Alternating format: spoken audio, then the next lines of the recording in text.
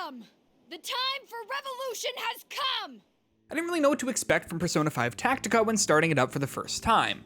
I'm a big fan of Persona 5, so I was curious what the scope of another spin-off sequel would be. I mean, what was left for the Phantom Thieves to say after the absolute slam dunk ending of Persona 5 Royal that wasn't also said in the pseudo-sequel Persona 5 Strikers? In the early hours of Tactica, honestly not much, but after I let the story find its feet and the credits rolled at the end of my 24-hour playthrough, I walked away pretty satisfied. While I don't think that Persona 5 Tactica leads with its best foot forward from a story standpoint, it won me over with its surprisingly solid tactics combat, a solid and powerful emotional core, and its flashy animations of the Phantom Thieves in all of their now chibified glory. The group of people to address first when talking about Persona 5 Tactica are the current Persona 5 fans. This is a game that doesn't really share much DNA with the base game in terms of its actual mechanics. There are no social links, places to explore, minigames to get invested in, or any other social sim elements of the sort. Tactica is a tactics game through and through and doesn't shy away from that at all, for better and for worse. If you were drawn to the Persona series due to its focus on its social elements, there won't be much for you to grip onto here. That said, if you, like me, are a fan of the main cast of characters from Persona 5 and are fine with simply reading the story that Tactica tells as a visual novel without much of a chance to actually interact or spend one-on-one time with the characters, then you'll enjoy the narrative that's being told. That said, I found the first few hours to be a little slow and sort of sloppy from a storytelling perspective as the game teaches you how to use its combat system. Taking place after the events of the base Persona 5, but before the events of Persona 5 Strikers, the Phantom Thieves are all hanging out at Cafe LeBlanc when they're suddenly transported to the metaverse, even though that's supposed to be impossible after they shut it down at the end of P5. What the what? The crew finds themselves in a kingdom ruled by a hot-headed bride named Marie, which they make sure to point out is totally different from all the palaces with evil rulers that the Phantom Thieves fought previously, despite being almost entirely the same.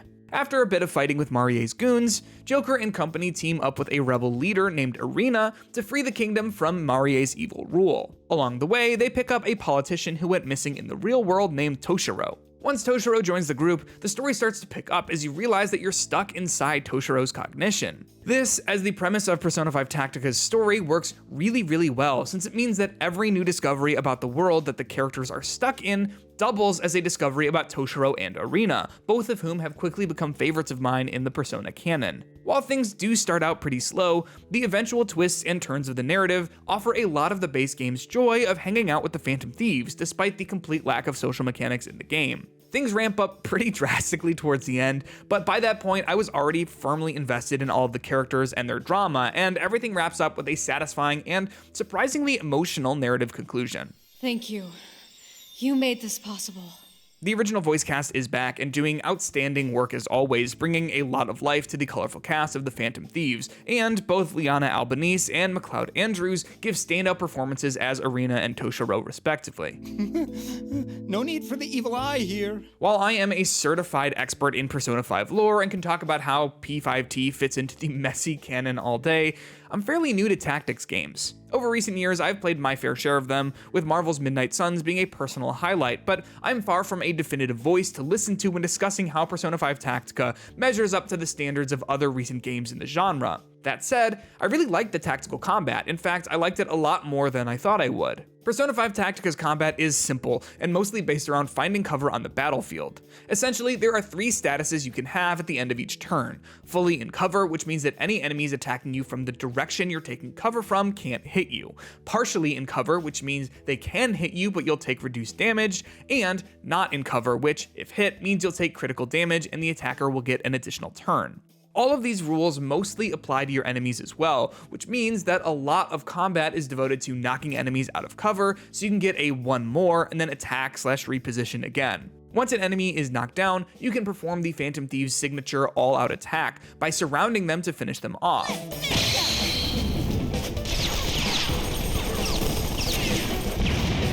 If other enemies are caught in the crossfire, they'll take massive damage and will usually just flat out die, which means that I spent a lot of my time debating how to best position my team to take advantage of the all-out attacks. True mastery of Persona 5 Tactica's combat comes when you're chaining multiple one-mores together and finishing off large groups of enemies with an all-out attack. I found the system to be really satisfying, especially the first time I cleared out an entire stage in just 2 turns by hitting a few one mores and then wiping out the entire arena with a well-placed all-out attack. While I wasn't rewarded with much in-game for my effort, I still found the personal satisfaction of being so efficient rewarding enough. So that's the gist of things. A lot more complexity is added when using persona attacks that add various additional effects, like Morgana's wind-based powers, which can sweep enemies out of cover from afar, and when more enemy variety is added. Different enemies require different things to be downed, so the game is constantly adding new problems for you to solve. All in all, the actual ideas of combat are quite simple, like I said, but Tactica does a lot to build on those more simple ideas, creating combat encounters that, toward the second half of the game especially, feel like playing a really good game of chess. The level design is also pretty solid, which adds an additional layer of puzzliness to each encounter. Some levels have a lot of verticality to them, which changes the way that the cover system works. Some have doors that can only be opened when standing on specific pressure switches, while other levels reduce your ability to use specific skills unless you destroy loudspeakers placed around the arena. I found myself pretty excited each time the setting changed because I knew that there would be an interesting level mechanic to engage with that would add another layer of complexity to the combat. In terms of difficulty, I didn't die very much in my time with the game, but when I did, I usually had something close to a full party wipe. I think that's a good sign, because it means that I was playing really deliberately and that when I wasn't paying attention, I'd get totally punished for it. Even though I didn't struggle too much with the game, I'd wager that was because I was so engaged with the mechanics, making sure that I was playing my absolute best. That said, the AI is pretty dumb and sometimes would ignore my big mistakes in favor of simply repositioning, which felt like I was getting away with sloppy play from time to time. I also didn't engage much with the optional challenge missions. These optional encounters are called quests, but the ones I played didn't actually add any additional story content, so I didn't spend much time doing them. If you're looking for additional challenges outside of the main game, I'd recommend completing quests as often as possible, since they do ramp up the difficulty pretty significantly, and the individual level challenge requirements for the main missions are pretty bare bones. The main mission level challenges almost always require the same 3 things: clear the level, complete the level without losing a team member, and complete it in a set amount of turns. Those challenges are usually pretty easy to do, since the first one listed isn't even a challenge, it's just the goal of each encounter, which you'll automatically complete if you just finish the level. If you're playing well, you shouldn't be losing too many teammates. You have 3 available in each encounter, but if they die, they get replaced by one of the Phantom Thieves in reserve. So the second challenge is also not adding a whole lot. The only actual challenge that means anything is the one that asks you to complete each level in a set amount of turns, since it really pushes you to engage with the one more and all-out attack mechanics. Before each battle, you'll stop by your home base, a cognitive version of LeBlanc, where you can buy persona skills for each of your teammates with skill points earned in combat,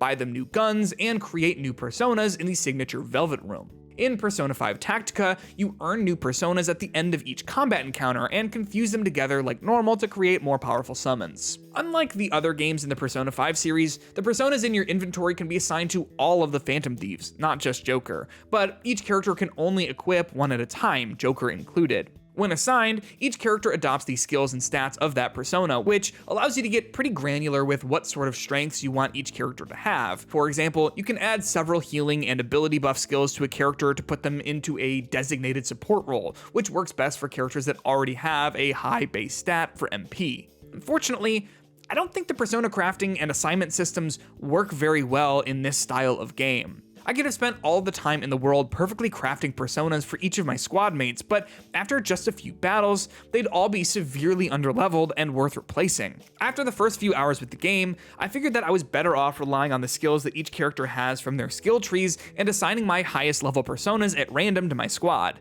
It's cool that P Studio was able to translate the persona crafting mechanics into the game, which will certainly be appreciated by longtime fans, but I just don't think it amounts to much in this particular style of game.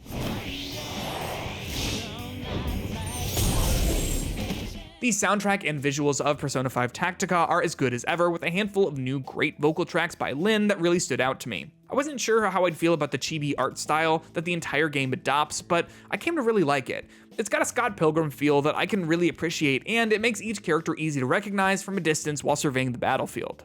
At the end of the day, Persona 5 Tactica more than earns its place as a part of the Persona canon, though where it lands in terms of actually being considered canon, I'm not sure. The story is pretty straightforward, focusing on a single character's life, but the narrative it tells is well written, and the Phantom Thieves are as fun as ever to spend more time with. The tactics combat system that the game adopts is simple but flashy, and makes every encounter feel like it was designed by a studio with years of tactics experience under its belt. If you're looking for more Persona 5 in terms of its gameplay stylings, you won't find it here, but if you're not afraid to branch out to a new style of gameplay and let the story stumble for a minute before it finds its legs, then Persona 5 Tactica is worth your time. It won't run you anywhere near as long as the base game will, or even as long as Persona 5 Strikers, but as a smaller side story, it's a game that's begging to be played.